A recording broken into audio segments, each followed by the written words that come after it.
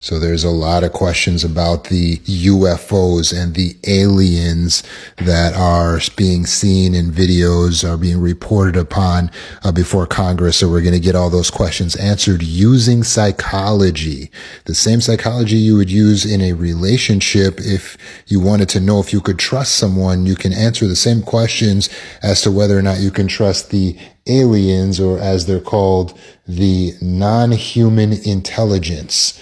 So these aliens or non-human intelligence are apparently showing up in these UFOs, or UAPs as they called it in the congressional hearings.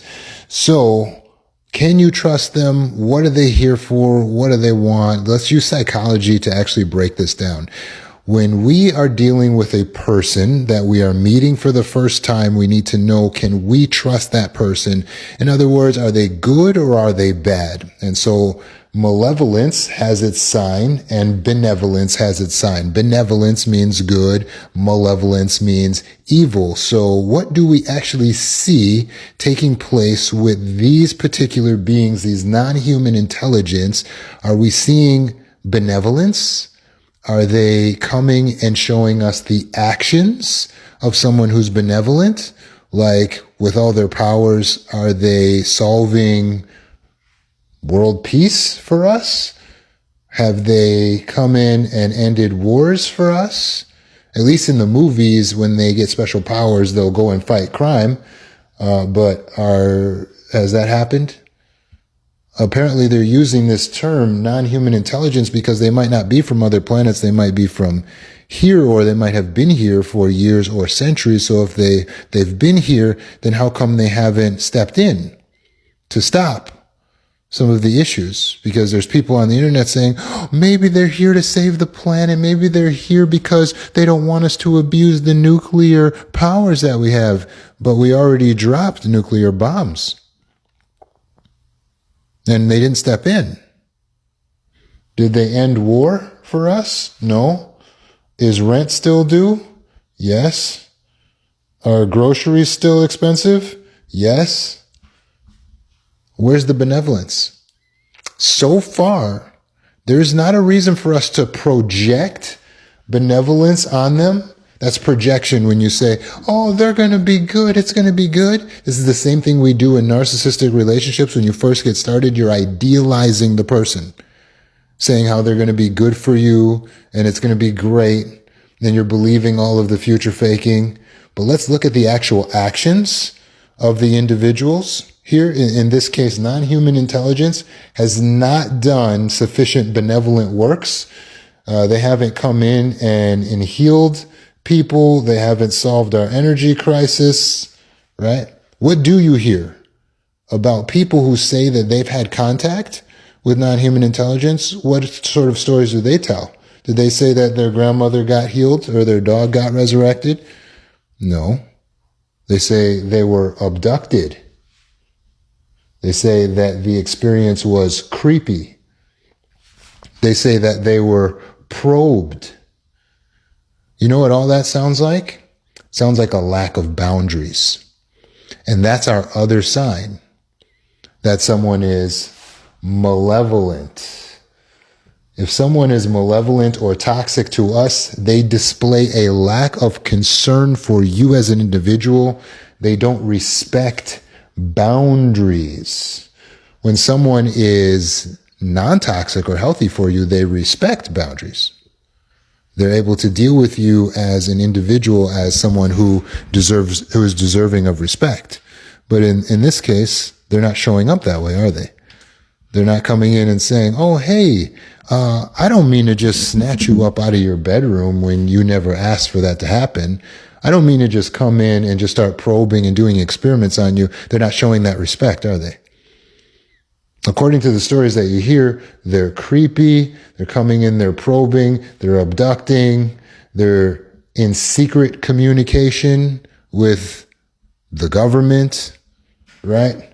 And how do they communicate to us? They don't say anything. They just stand up there in the sky with like above the Waffle House, floating up in a UAP and just showing off their power. Instead of saying, okay, hey, let me be straightforward, which is what benevolent people do, and just come right to you, show up on your TV screens or in your computers or something. No. They don't do that. They just sit up in the sky above an airport or a Walmart parking lot, and they just show off, here I am. And look, I can zip over here really fast, and I can zip over here really fast. The non-human intelligence is allegedly smarter than us, right? That's what they're showing off with their power. So if they're smarter, then they know that they can just go and cloak and be invisible. If they're smarter, then they could trick us. So don't be quick to project onto them goodness and benevolence when they haven't shown any sufficient works of benevolence to show, oh yeah, look at all these things that we're doing for you. But instead, we find out that they creepily have been secretly around probing for years, doing experiments. If they are actually malevolent, think about what they may have actually been involved in over all of these years. They may actually be behind the scenes helping wars to happen, increasing crime, doing assaults, or encouraging that type of behavior that we see coming out in the Hollywood news that all these actors are involved in.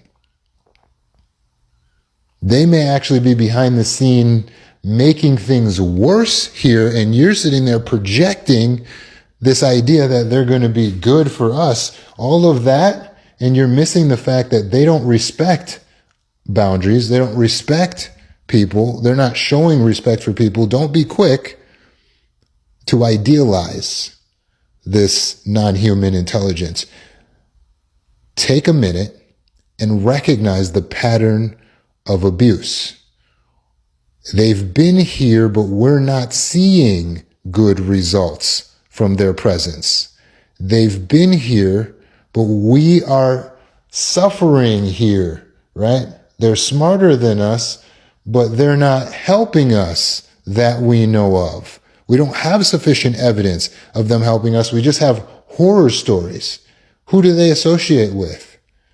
Who's the people that say that they have contact? It's astrologers, fortune tellers, those who practice witchcraft, spiritists. You ask them, oh, the aliens? Oh yeah, I know them, no problem. I can get you in contact with them right now. Well, that's odd. They don't come out straightforward. They're not straightforward in their communication. They communicate through clandestine methods. They communicate showing power, intimidation. If they're smarter than us, then they have the ability to trick us into working against our own interests. Think about it now. If we have malevolent people, evil people, then why do we think they don't have malevolent versions of them? They may have benevolent versions, but those versions may not be here. They might be enjoying the benefits of society because they cooperate well with each other, and they may have gotten rid of the malevolent versions of them. They may be here because they don't have a choice, because they've been exiled from the good, benevolent society that they were once a part of. And so their aim may be to trick us to work against our own interests. They are psychopathic because they don't have empathy for the people that they hurt. Even the whistleblowers in the government said people were harmed, injured in working with these non-human intelligence. So don't give in to the brainwashing that they're just going to pop up and be here and help us with our own good.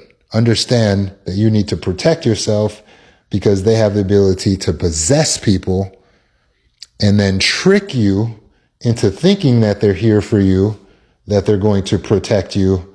And really, they are your psychopathic, narcissistic abuser. And rent is still due.